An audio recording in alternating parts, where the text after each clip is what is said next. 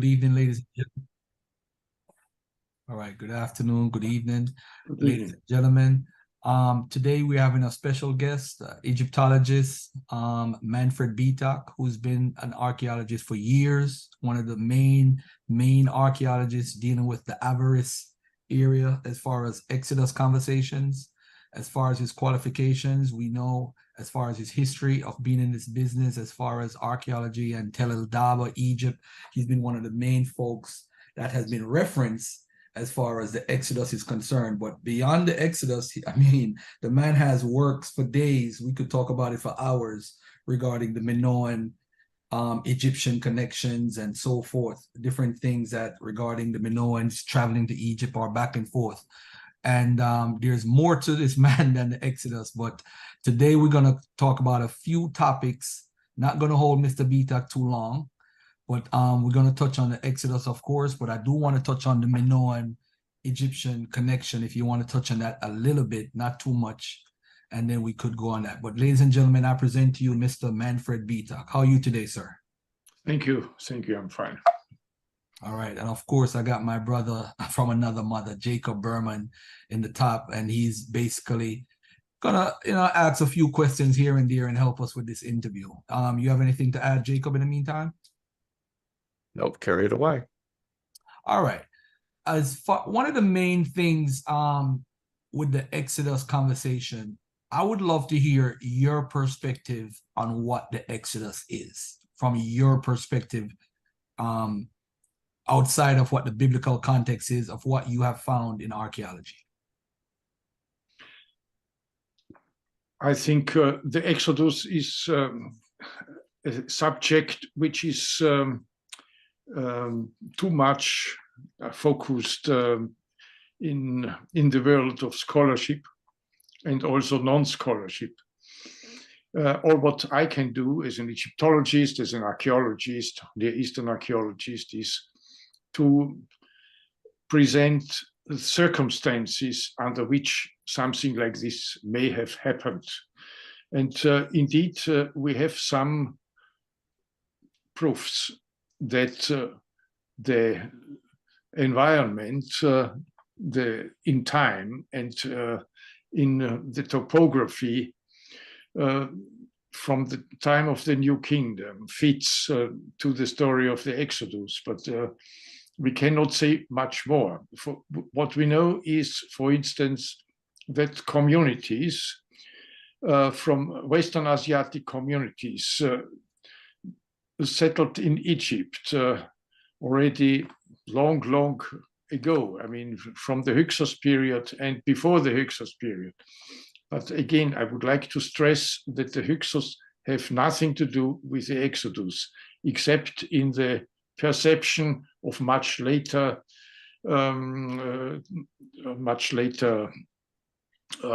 interpretations.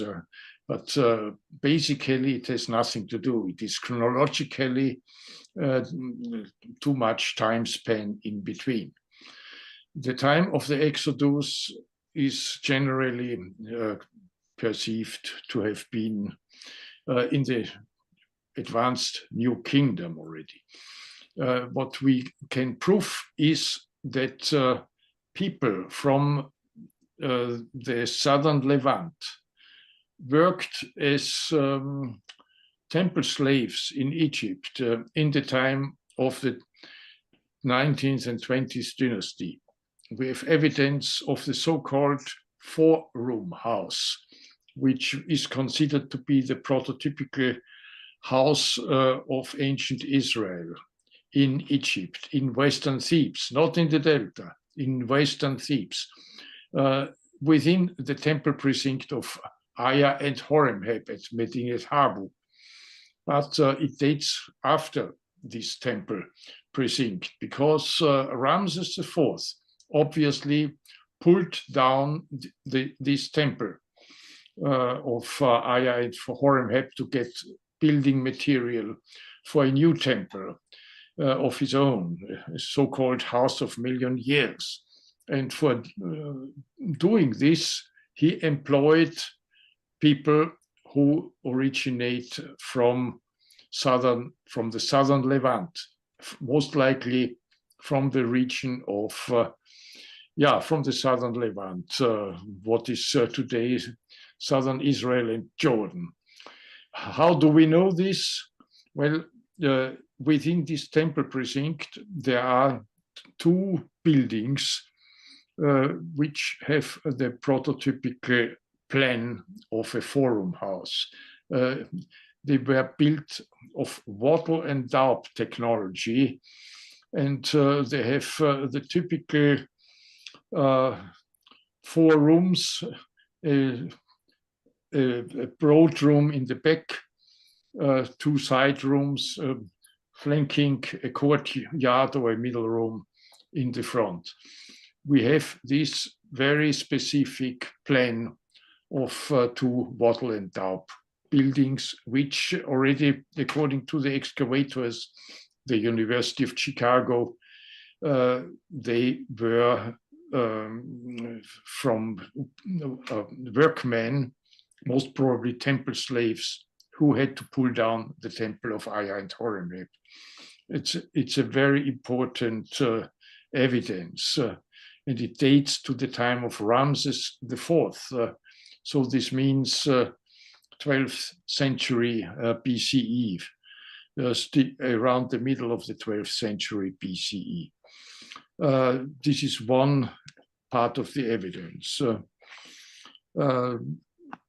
Another part of the evidence is the papyrus Anastasis 6, which mentions a group of nomads from Shosu, so-called Shosu nomads, entering the Wadi Tumilat, which is the connection between the Nile Delta and the Sinai. It's a kind of entrance and exit route to Egypt.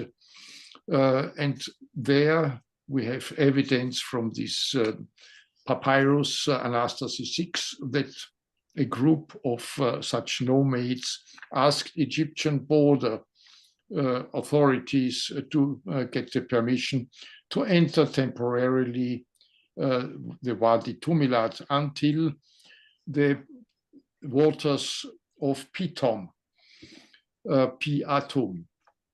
And indeed, the western part of the Wadi Tumilat was filled with an enormous lake, 18 kilometers long, 1.8 kilometer wide. And it seems that they proceeded until there. Precisely at this point, there was a big, big fortress of Ramses III and already of Ramses II.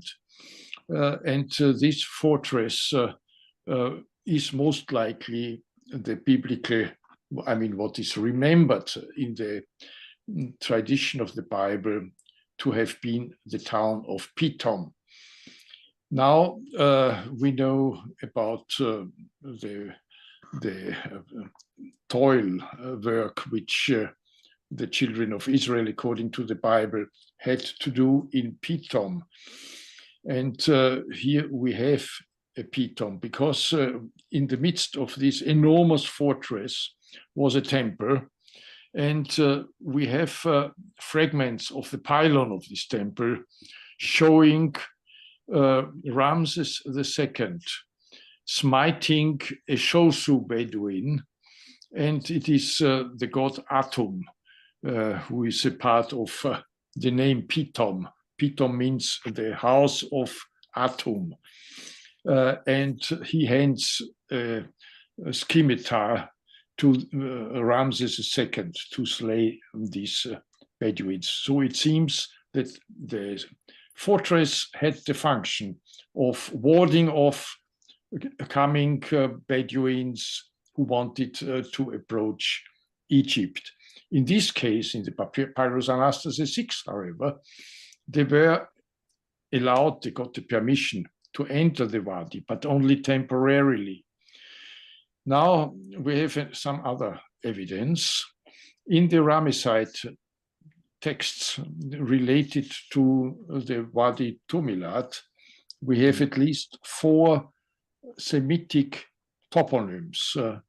Among them, the the pools of Pitom, Birkabot of Pitom. This is a toponym of a Western, I mean, a Semitic toponym. And we have also other toponyms. One is called Seger, which means a kind of fortress, a smaller fortress. Then there is also a toponym of a considerable part of a water called Geshem, which Sarah Israelit Groll, who was a professor at the Hebrew University in Jerusalem, identified as the name of Goshen, the land of Goshen. So the land of Goshen most likely can be connected with the region of the Wadi Tumilat. Then Jeku is the Egyptian name of firstly a fortress, secondly of the region of the Wadi Tumilat. And it is identified as the biblical name of Sukkot.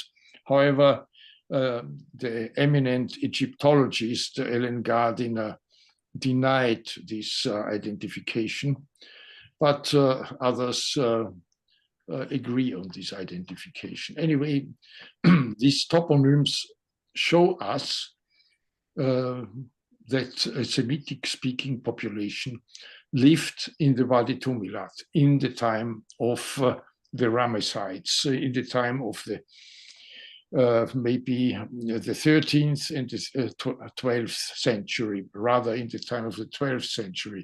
But it is a big question. Are these old toponyms, which were already introduced in the time of the Hyksos period, which is between 1650 and 1550 BCE. This is a possibility, but we have nothing in between, between this period and the Ramesside period. So it is possible that a part of these toponyms were introduced in the Hyksos period, and another part was introduced in the Ramesside period. But nevertheless, it proves that the Semitic-speaking population lived in the Wadi Tumilat. Now, another biblical town mentioned, the town of Ramses or Ramesse,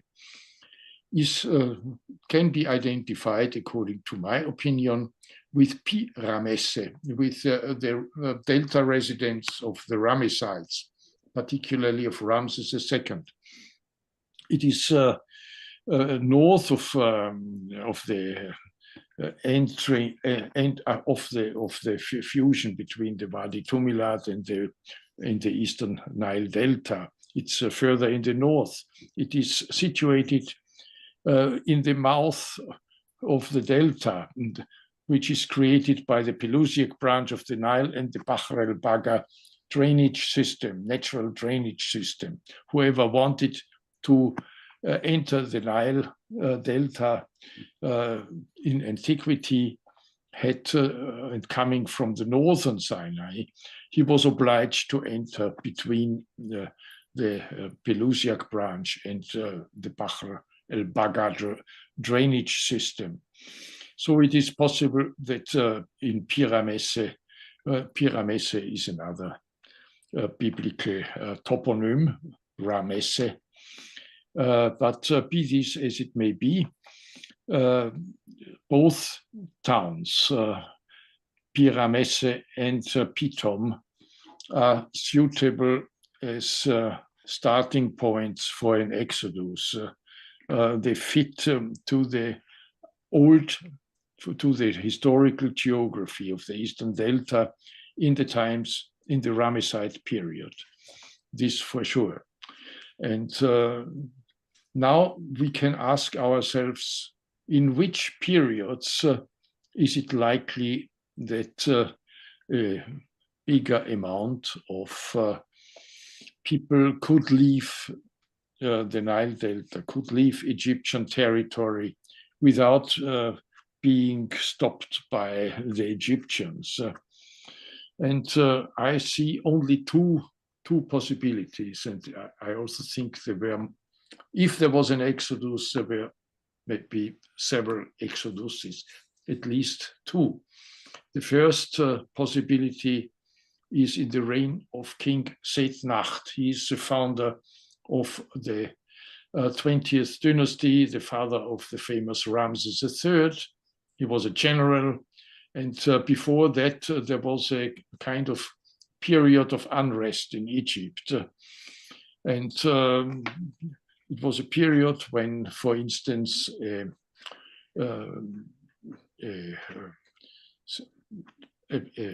man of power of Syrian origin, he was called Irsu, the man who made himself, had a say, played an important political part. And the other party may have been the party of Setnacht, who was a general. Anyway, in this period of unrest, which lasted several years, this is a period where one could imagine that a bigger group of people who wanted to leave Egypt could do so without being stopped by the border control. What is a bigger group? I don't think it were thousands. It may be maximum some hundreds of people and not more. But their further history gave them later a particular importance of this story, how the Exodus has happened. A second period when an Exodus may have happened is the period of Ramses III. In his reign, it's early 12th century BCE. In his reign, the sea people, the Philistines in particular, tried to invade Egypt.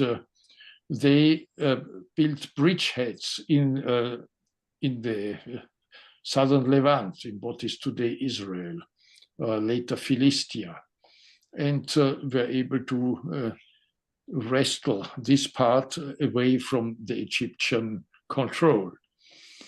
What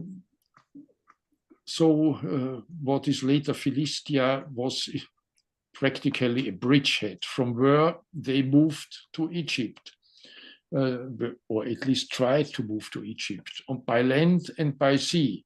And it was Ramses III who, in two enormous battles, was able to stop them from entering the Nile Delta and stop them to access Egypt on the land route. And we know from an excavation of James Hofmeyr at Tel El Borg that this fortress at least suffered damage in this time. They have evidence of a conflagration at the entrance to this fortress.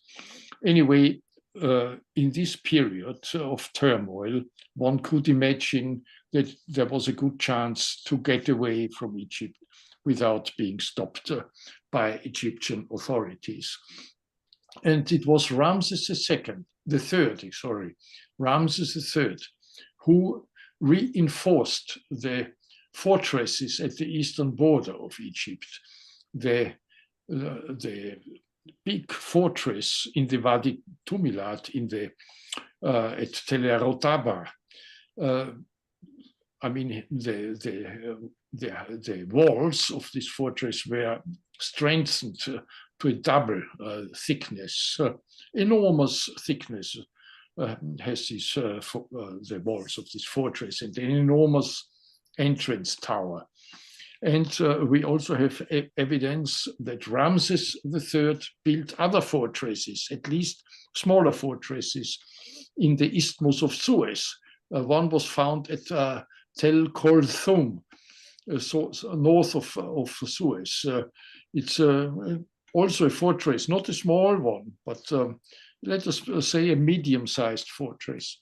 And I think there was a whole series of such fortresses built by Ramses III in the Isthmus of Suez, but they were destroyed, they disappeared when the Suez Canal was built in the 19th century. Now, who were the workmen? From where was Ramses III able to recruit workmen for this enormous building effort, defensive building effort? Because the region was only thinly settled. And we know now that in the Wadi Tumilat, there lived people who spoke a Semitic language. And probably it's even likely that they tried to convince these people or to recruit these people for building labor, what nomads even in our days wouldn't like to be forced. And in this region, it was easy just to go away and to leave overnight. I mean, surely in the Wadi Tumilat, as we have it illustrated in the papyrus Anastasis 6, were living Shosu Bedouins who were sedentary. They entered on the basis of a temporary immigration, but they didn't leave, obviously. Otherwise, we wouldn't have the Semitic toponyms. Anyway, according to a likely scenario, it seems that such recruits would have left the eastern border of Egypt, and this could be remembered later as a kind of exodus. Well, so far my explanation concerning also one thing is interesting, and it was the very well-known scholar Gary Rensburg who suggested this. In the book of Exodus, when the settlement in Canaan started, there is no mention of meeting any Egyptians. And Canaan had been an Egyptian province with centers of administration and so on. And it is very strange that the book of the Bible, the book of Exodus, doesn't mention in no time an Egyptian, meeting Egyptians after leaving Egypt. And this is remarkable. And also this is a hint that the settlement of Canaan started only after the Egyptians had lost this province, partly to the sea people, partly to other invaders, such as the Proto-Israelites. And even if, the group of which we attribute to the Exodus, the possible group which we attribute to the Exodus, were considered as Proto-Israelites also, it doesn't mean that all Proto-Israelites went to Egypt. No, it was a relatively small group, several hundred perhaps, who made their way to Canaan. And others came directly to Canaan, maybe from Transjordan, maybe from the north. This is still to be debated or is in debate. Well, so far my expose about the Exodus. Okay. Now, as far as Tel El Daba, the people that were there that left, were those people, in your opinion, a part of the group that went into Canaan?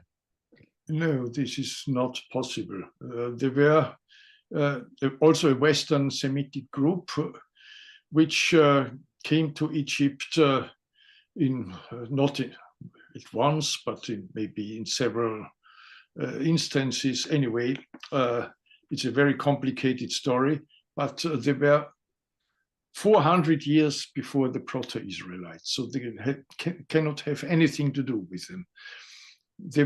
They were also Semitic-speaking people, but we call them Canaanites or Amorites. Those who settled originally in Canaan before the Proto-Israelites. And the only link between the two groups is a so-called stela of 400 years, and also the mentioning in the Bible that the Israelites stayed 400 years in Egypt. But this is absolutely, how shall I say it? This is an unreasonable assumption. I think that the stela of 400 years, which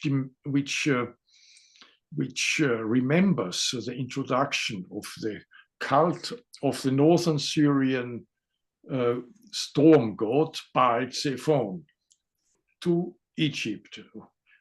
This happened around 1700 BCE, in the time of the 14th dynasty. And we have even evidence of temples, of Near Eastern types of temples in Tel Taba. And this happened already before the Hyksos period. But this cult continued through the Hyksos period. It continued even during the time of the 18th dynasty, as we know from the port of the pharaohs called Peru-Nefer. In Peru-Nefer were several temples of Near Eastern gods, because this port was connected to the Levant. And of course, the stela of 400 years remembers the introduction of the Syrian storm god in Egypt, but in a kind of Egyptian interpretatio Egyptiaca, with the name of the Egyptian storm god Set. And Set indeed was introduced in the Delta in the time of the 14th dynasty, let us say around 1700. And 400 years later, the dynasty, or the 19th dynasty, the so-called Ramessides, choose this god to be the ancestor god of this new dynasty. They were of non-royal origin. The founder of this dynasty, he was a general. He was so to say, a colleague of the last pharaoh of the 18th dynasty, Horemheb. So Ramses I, the founder of the 19th dynasty, he originated from the Delta, as we can see by his titles, and also Seti I, his son, and also the father of Ramses I, who was only a vizier, had titles which suggests that this person originated from the Eastern Delta. So therefore, they were familiar with the Near Eastern storm god Baal Zephon, and choose him to be the ancestor god, because if they have a divine origin, so to say, this is the legitimization of kingship of this dynasty. And I think the mentioning of the stay of the Israelites of 400 years may have something to do with this cult of Baal Zephon, of the storm god Set in the Eastern Delta of 400 years. But it has nothing to do with the stay, with the settlement of Israelites on Egyptian territory. Wow.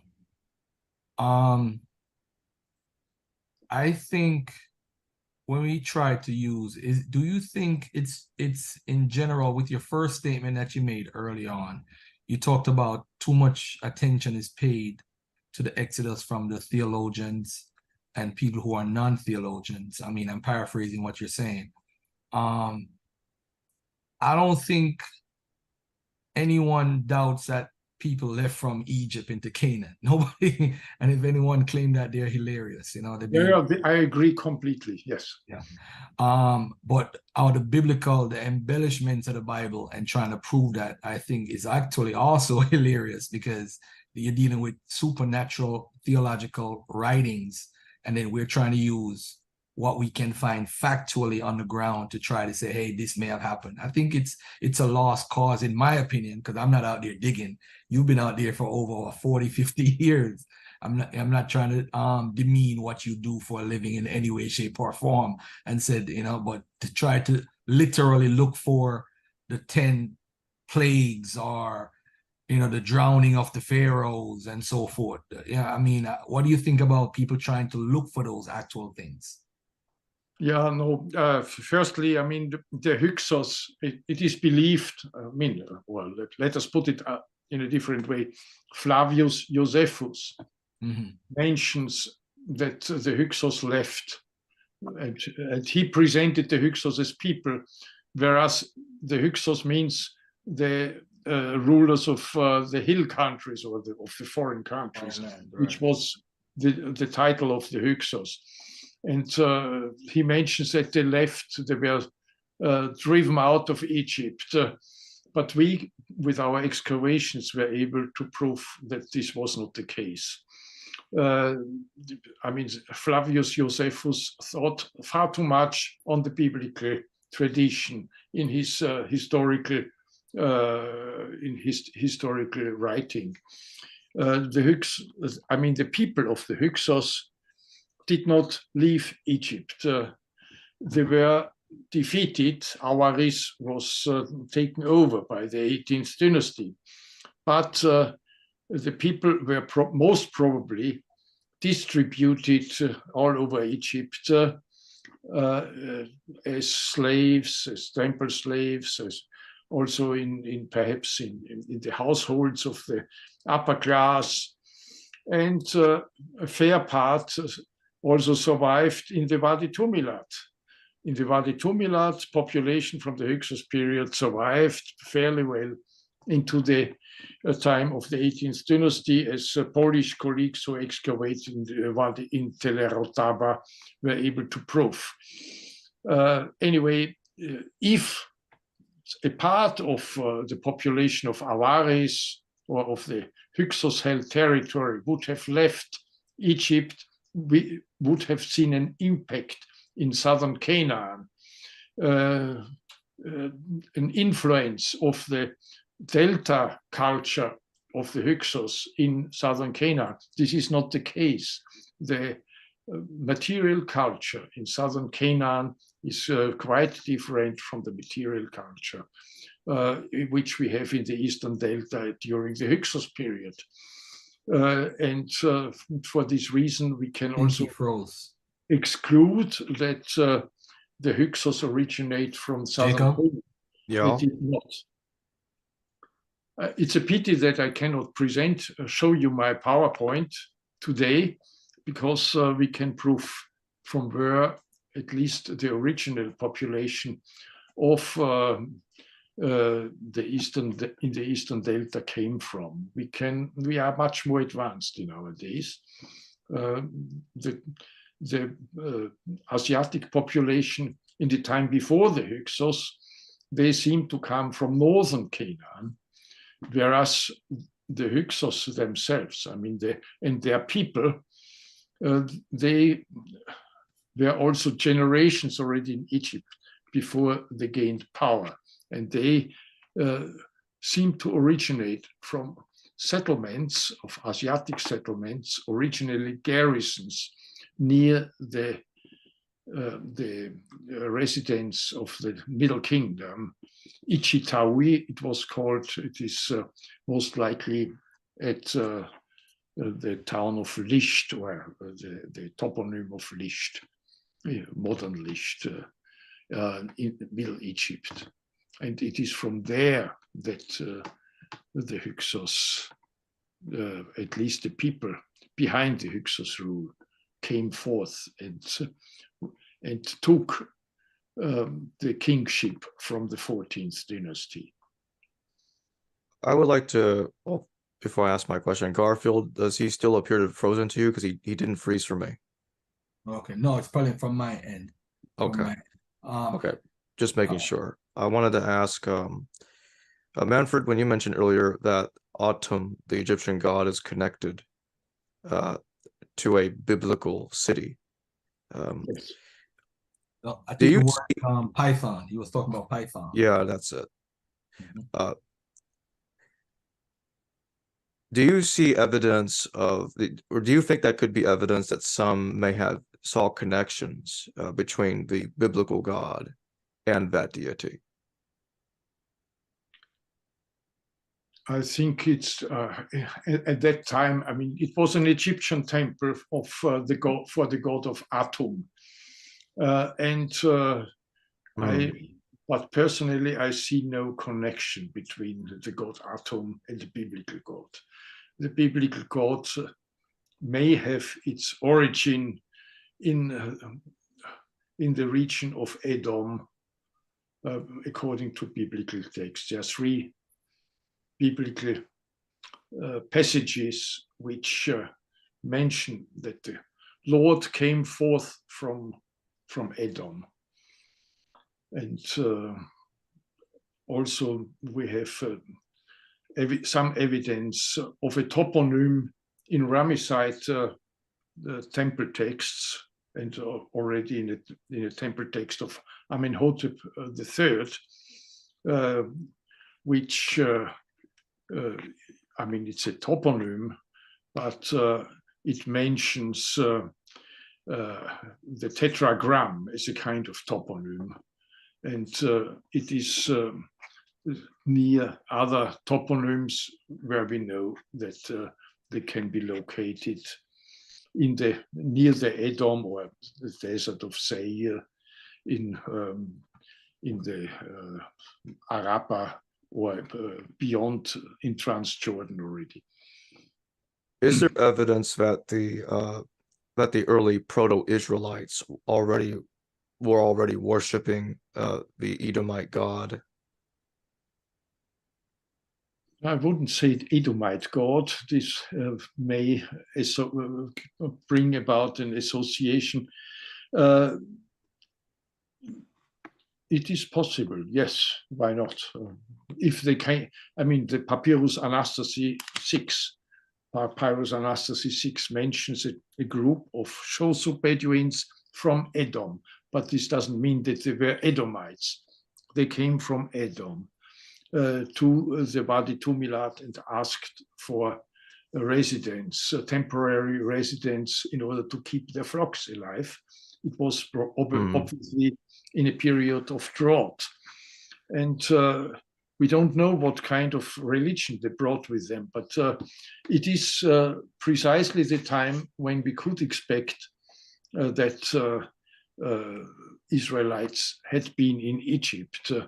And again, the land of Goshen can be, according to my opinion, identified with the Wadi Tumilat. So this is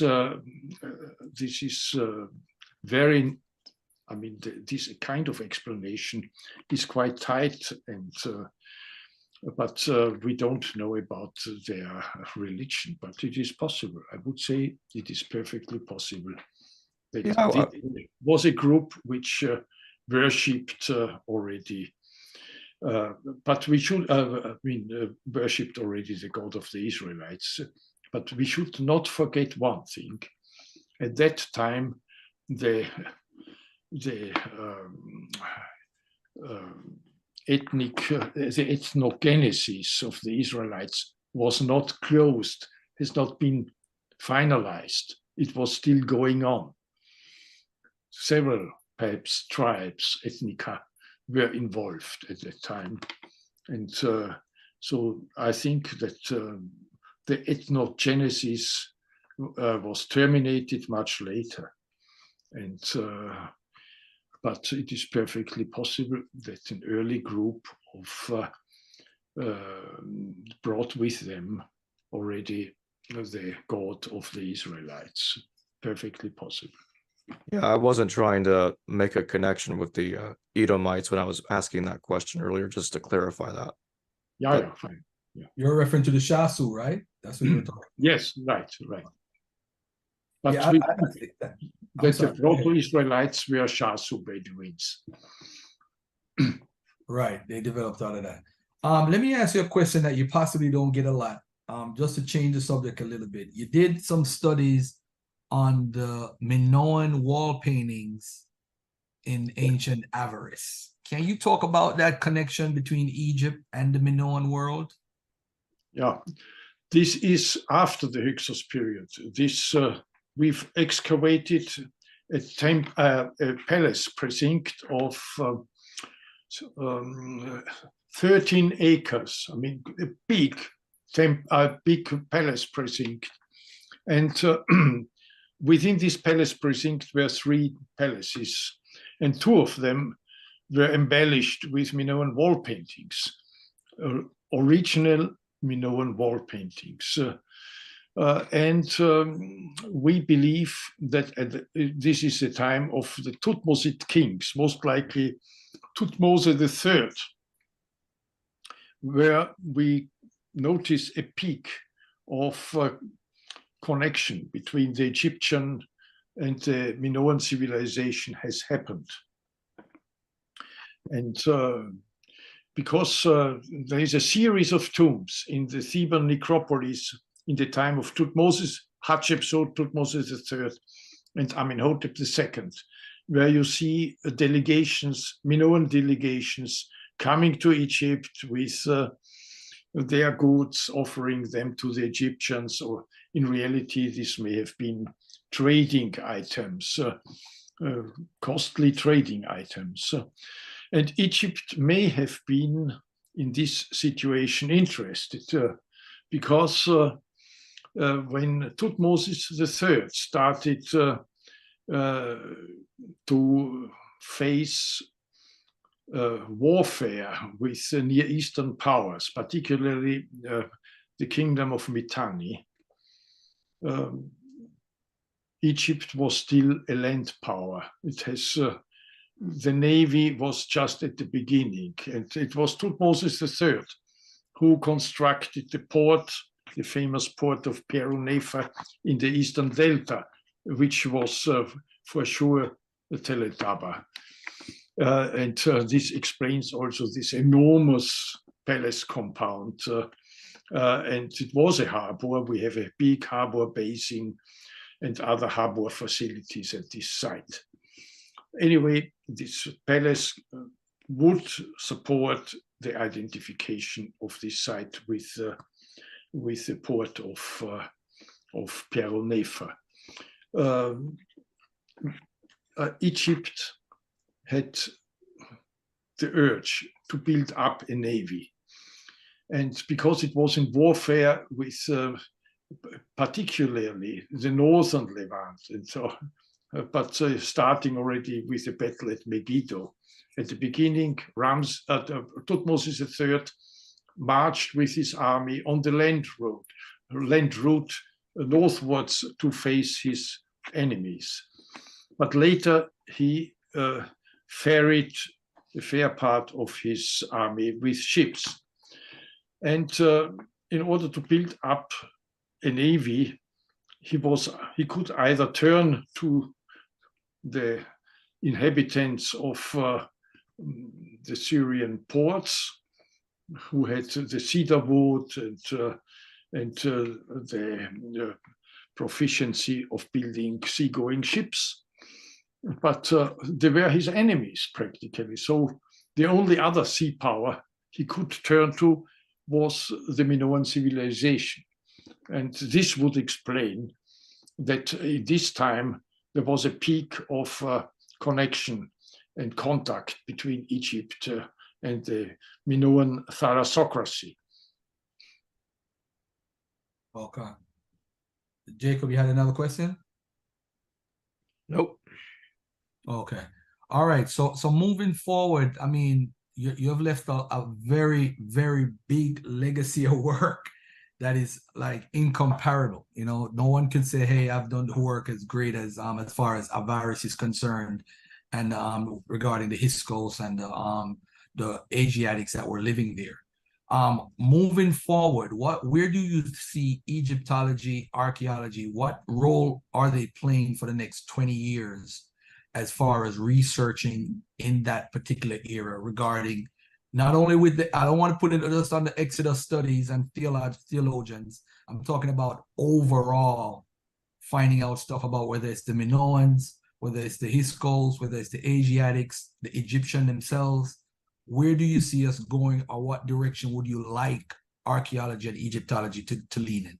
Yeah, no, I personally would like to combine Egyptology, Egyptian archaeology with Near Eastern archaeology, because these border disciplines, they bring innovative ideas, innovative findings, but it is difficult to foresee. It depends very much on the goodwill of the Egyptian authorities to grant for, expeditions to work in Egypt, and also to foster ties to the Eastern countries in this respect. I think that combining Egyptian archaeology and Near Eastern archaeology is a very fertile field of research. If this could be pursued, this would be excellent, but we all know that it is very difficult from political point of view, at least between Egypt and then Israel and Palestine. We face here a very strong conflict, which is absolutely stopping all kind of contacts in this respect. But one can jump over that and go into Lebanon. It was Byblos and other downtowns in the Lebanon, which were the best partners of Egypt, and also Syria. We have Ugarit was an important harbor town, but there were many others. There was a whole chain of harbor towns who had contacts to Egypt, but also inland powers such as Gatna or Al-Alach. They all had contacts with Egypt. And to intensify research there will enlighten historical conclusions of what once has happened in the eastern part of the Mediterranean. The same, of course, the same can be done with the Minoan civilization and the Mycenaean civilization, and Cyprus is a very important part of the contacts with Egypt, the maritime contacts with Egypt. And just recently, my colleague Peter Fischer excavated a very rich cemetery at Hala Sultan Tekke in eastern Cyprus, and he finds many Egyptian objects, very valuable Egyptian objects, which show that the mutual trade must have been quite considerable. I think, this is what I would suggest, but many Egyptologists prefer to see Egypt as a kind of autochthonous region, and they would like to do more research on the autochthonous development of Egyptian civilization. But it is much richer if you put Egypt in the context of the ancient world, of its neighbors. And the same is true with the southern neighbors, with the Sudan, with Nubia. And many colleagues go now to the Sudan. Until now it's another troublesome area, unfortunately. But I have personal friends who work in the Sudan, and they do a very valuable research. and show that with the knowledge of Egyptian archaeology, you can open the doors to Africa. Okay, that's beautiful. You've been in archaeology for such a long time. Do you remember, if possible, who was your inspiration for getting into Egyptology and archaeology? I know it's a long time before you got into it, years ago, but originally I was interested in African archaeology, African prehistory, and I started to study African prehistory. And then, of course, Egypt was always a fascinating region of research. And then came the period of when the Nasser high dam was constructed, and this enormous overflow lake would drown many antiquities, and the UNESCO gave an international call to the nations, the civilized nations, to participate in the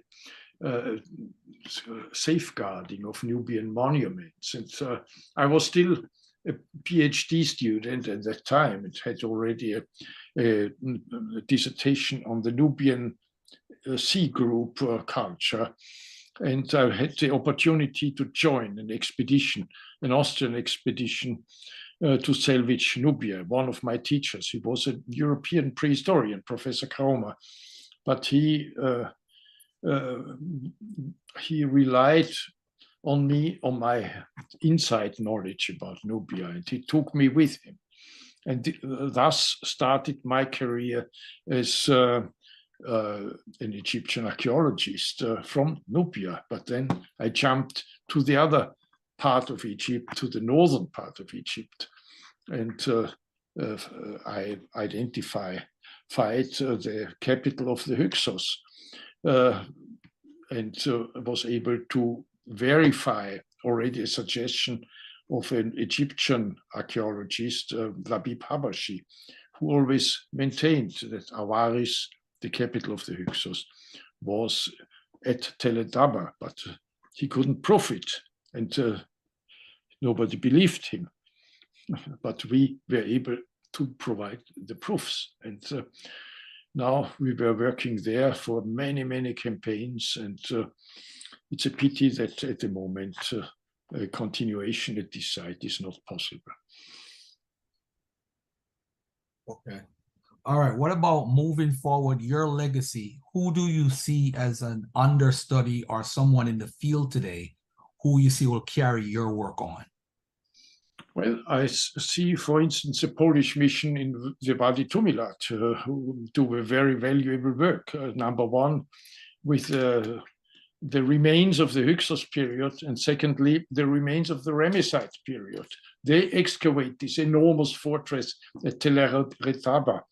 There are some who continue our legacy there, but I see also other possibilities. I mean, the delta, which was neglected for many, many years, became now a field of interest also for other archaeological missions, and this is very important now. I think a site like Tel Taba may have had also a similar counterpart in the time of the Old Kingdom, because we know in the time of the Old Kingdom, the seafarers, the Egyptian mariners were of Near Eastern origin. We have wall reliefs in the temple of Sahura showing a whole fleet of Egyptian ships coming back with sailors who are at the steering oars. And also over 100 years later, in the time of Unas, King Unas, late 5th dynasty, we have wall reliefs showing the seagoing navy is manned with Near Eastern seamen, whereas the shippers of the Nile navigation were Egyptians. And I think the same repeated, the same scenario repeated in the Middle Kingdom, and the same scenario would have repeated in the New Kingdom if there was not the antagonism between, in the time of Thutmose III, between Egypt and the Levant. So therefore, Egypt made ties with the Minoans for a certain time. Later, they had their own navy, a big navy, and became themselves a formidable sea power. All right, I think that's it for me from my end. And one last comment before you get out of here, Dr. Bietak. Have you ever received like hate mail from either fundamentalists from that end or from hate mail from the folks who don't believe regarding your studies in archaeology and Egyptology? No, I wouldn't say hate mail, no. Of course, dealing with the Hyksos, one gets, how shall I say, modern politics. I mean, some uneducated people tie this with modern politics, and they don't know of anything, because one should say, historical research should not be governed by modern politics and political antagonisms. This is absolutely against any progress in knowledge and history. Yeah, thank you, man. I want to say thanks for taking the time out of your busy schedule. And I don't know what the weather is like. The weather is a mess here in New York. I don't know what the weather is like where you are. I hope it's nice and sunny. But I want to say it's a pleasure. It's an honor to have the opportunity to speak to one of the greatest, in my opinion, archaeologists and Egyptologists in our time. Thank you. Thank you. Thank you. You are too kind. I wish you all the best. And I can assure you, we have sometimes beautiful weather, very long, and sometimes now starts a more grim season, but we shall see. Thank you. All right. Thank you. Thank you so much. Yep. Jacob, thank you, man. Appreciate it, my brother. No problem. You're welcome. Thank you, Bietak.